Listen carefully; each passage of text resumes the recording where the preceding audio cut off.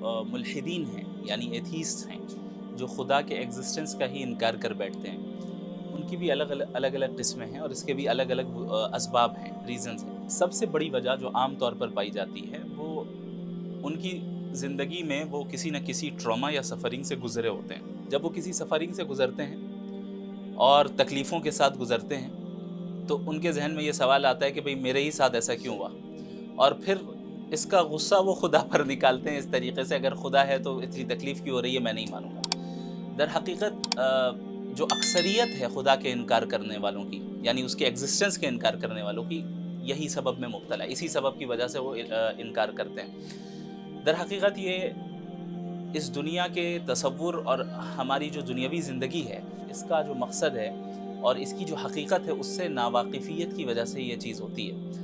ہمیں یہ جاننا چاہیے کہ ہم اس دنیا میں کیوں آئے ہیں۔ ہم اس دنیا میں اس لیے آئے ہیں چونکہ ہمارا امتحان ہو رہا ہے، ہمیں خدا کو راضی کرنا ہے، اور اس امتحان میں کامیاب اگر ہم ہو گئے تو ہمارے لیے ایسی جنت کا وعدہ ہے جو کسی آنکھ نے نہیں دیکھا، کسی کان نے نہیں سنا، اور جس کی امیجنیشن بھی کسی کے جو ہے دماغ میں نہیں آئی، یعنی اس کے بیونڈ ہے یہ۔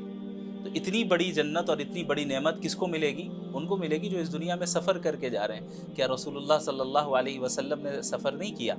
کیا صحابہ کرام کو تکلیفوں کا سامنا نہیں ہوا؟ آپ پوری تاریخ اٹھا کر دیکھیں۔